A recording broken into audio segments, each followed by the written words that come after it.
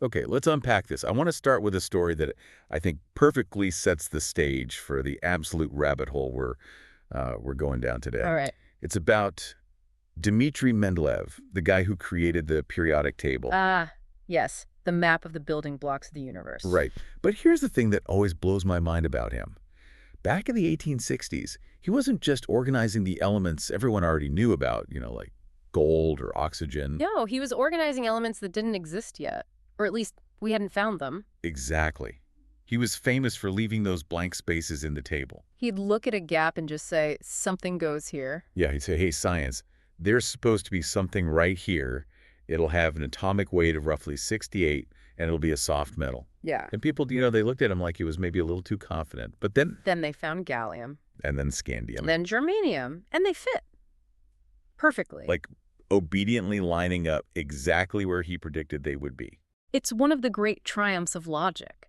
It proved that the universe isn't just a random grab bag of stuff.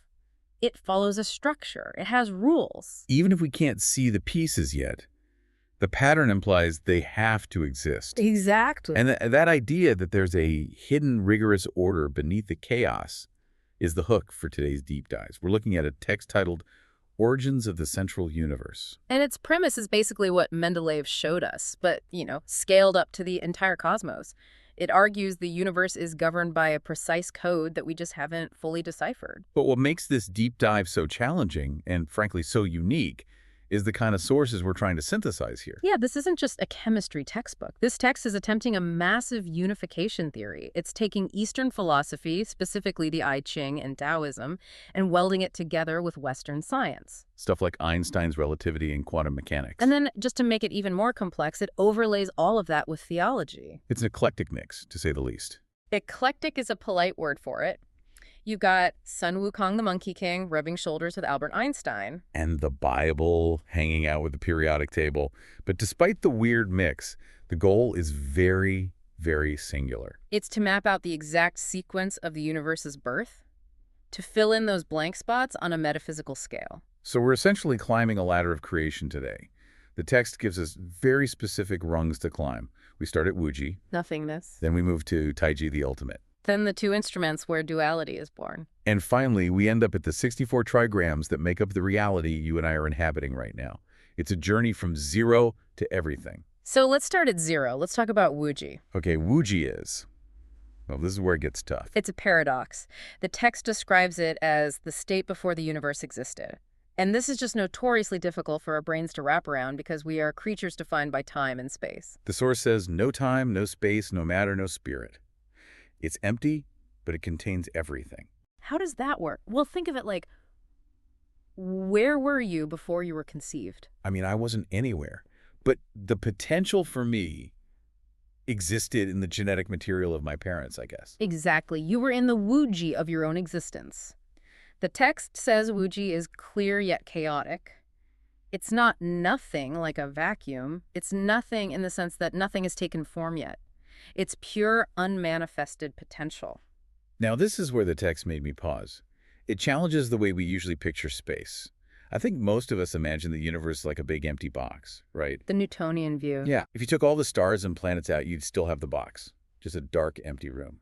But the text argues that is completely wrong, and it aligns itself with Einstein's general relativity here. It uses a really specific and honestly kind of fun analogy from Journey to the West to explain this. Yes, the story of Sun Wukong, the Monkey King. So Sun Wukong gets trapped inside a demon's magic gold symbols. He's totally stuck.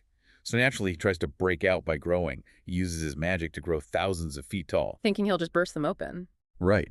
But the symbols just grow with him. So he tries the opposite. He shrinks down to the size of a mustard seed, thinking he can find a crack or just, hide in the empty space. And the symbols shrink right down with him. There's no extra space. That imagery really clicked for me. The space inside the symbols was Sun Wukong. Precisely. This is the core of relativity. Space isn't a stage that you walk onto. Space is defined by the matter inside it. So if Sun Wukong grows, the space grows. If he shrinks, the space shrinks. Which means, if we follow that logic to its conclusion, in the state of Wuji, because there is no matter. There's literally no space. It's not a big, empty room waiting to be filled. It's just not there. The container doesn't exist until the content exists. Which is a headache to visualize. Yeah. But then it gets weirder. The text also claims there is no time in Wuji. And I have to push back a bit here. If I sit in a totally dark, quiet room and don't move, my watch is still ticking. Time is still passing. Well, the text would argue that your watch is moving, your heart is beating, your neurons are firing. That is all motion. The text argues that time is purely a product of motion. No motion, no time. Correct. And to prove it, the source uses a visceral, slightly gross, but very effective analogy. It asks you to look at a piece of fresh meat. Yeah, the rotting steak. Leave a steak out on the counter in summer. What happens? It rots fast. Why? Bacteria, heat. Right. It's motion. On a molecular level, heat is just fast-moving atoms. The bacteria reproducing rapidly. Everything is moving at high speed. So high motion means fast time for that piece of meat. Okay, versus putting the steak in a deep freezer. In the freezer, you're slowing down the motion of the atoms. You're hitting the pause button on motion. So for the meat, relative to the one on the counter, time has slowed almost to a stop. So the text is saying, if you could reach absolute zero, where all atomic motion stops completely, time would vanish. That's the argument. Entropy stops, history stops. And since Wuji is a state of absolute stillness, there is no time. And this is why the source brings in the Diamond Sutra at this point. It's trying to explain why the state is so hard to talk about. Right. Language belongs to the world of things and time. We have nouns and verbs. But in Wuji, there are no things and no actions. That's why you get those famous Buddhist paradoxes like, the Dharma is not the Dharma. It's not trying to be confusing. It's admitting that words just fail at this level. It's like trying to describe the color blue to someone who's never had sight. You just run out of reference points. So, okay. We have Wuji, the zero, no time, no space, just infinite potential. But clearly, we aren't there anymore. Something must have happened. The spark, the move from 0 to 1. This is where we enter the state of Taiji.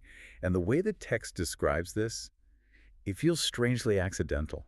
It does imply a degree of chance. The text suggests that within the stillness of Wuji, there was formless energy moving randomly. And then something the text calls a lucky alignment happened. A lucky alignment. That sounds a lot like the fine-tuning argument in physics. It connects well to that, yeah. The text says that by chance, this random motion aligned in a specific order at a single point. Like those videos of a murmuration of starlings. They're all flying randomly, and then suddenly, whoosh, they all turn at once. That is a great visual. The chaos aligns. And the text describes this as forming a potential energy arrow. It calls it a still tornado. I found that phrase fascinating. A still tornado. How can a tornado be still? It's about potential energy, not kinetic. Think of a drawn bowstring. It's not moving, but it's trembling with potential. Or the analogy the source uses, a massive reservoir. The dam holding back billions of Pacific Ocean's worth of water. It's an incomprehensible amount of power. But the gates are closed. The water is still. That is Taiji. Unified potential energy. And here's where the text makes a pivot that might surprise some people.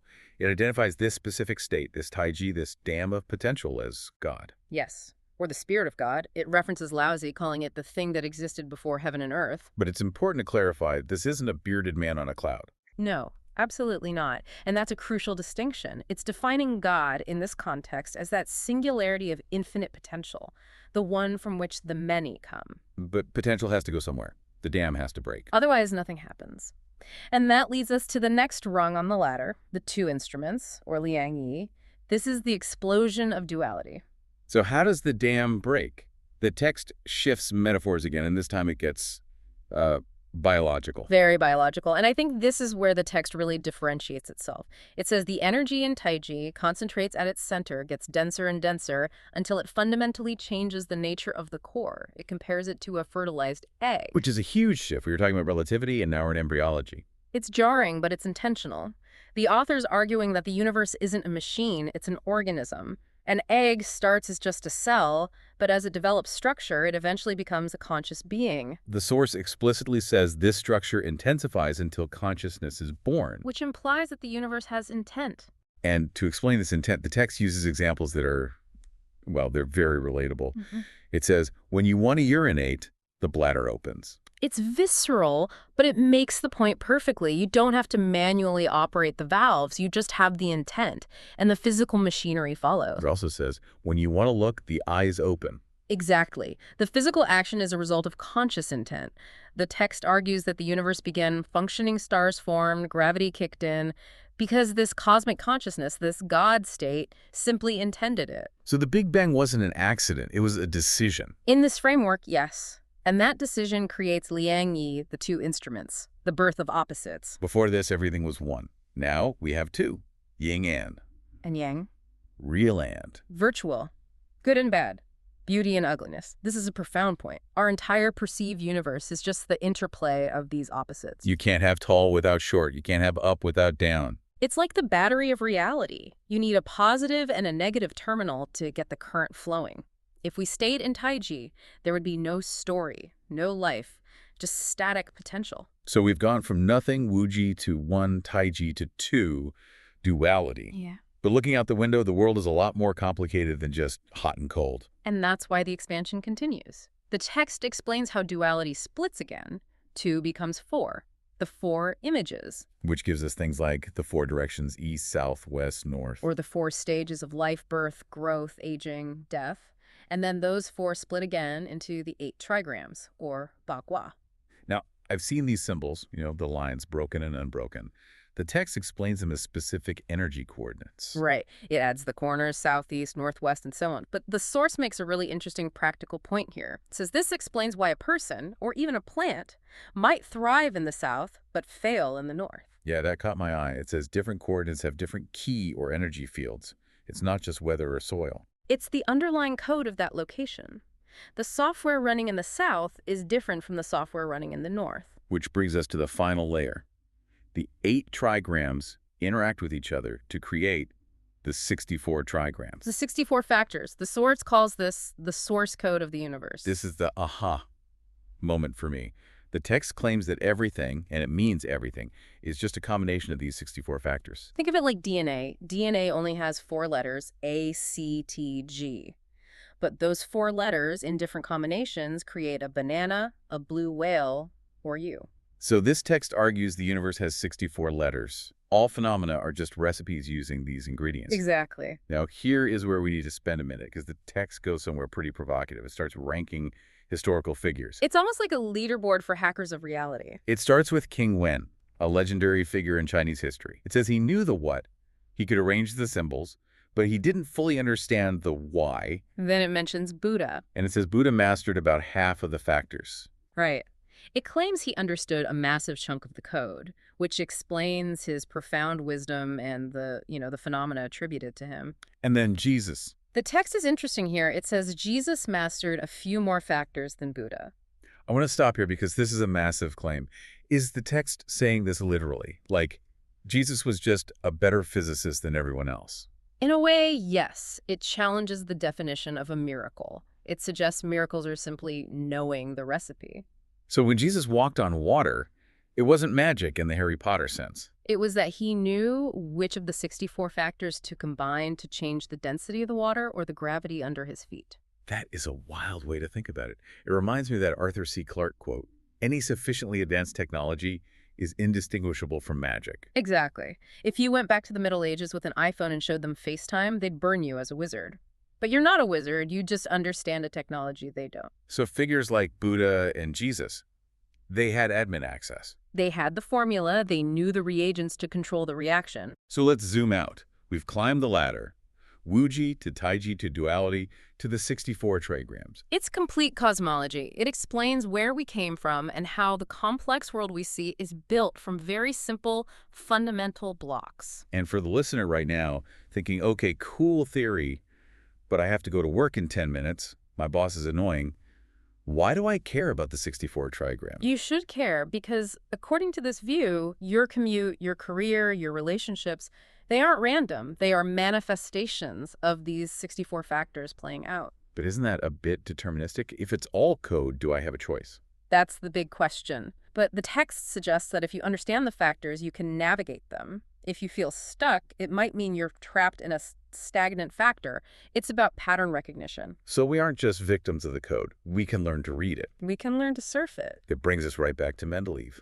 The universe isn't chaotic. It's just a table we haven't finished filling in yet. And we are all participants in that table, living out the combinations of the code. I want to leave everyone with a final thought today. The text talks about this recipe, the idea that if you know the combination of the 64 factors, you can do anything. Heavenly secrets, as it calls them. Right. So are we currently like the people staring at Mendeleev's table before gallium was discovered? Are we just staring at the blank spots? I think we are. What happens if we crack the code? If we find the missing pieces of the formula, the distinction between science and miracle, it just disappears completely. We might find that the supernatural is just nature we haven't read the manual for yet. And wouldn't that be something to see? Thanks for diving in with us today. It was a pleasure. We'll catch you on the next deep dive.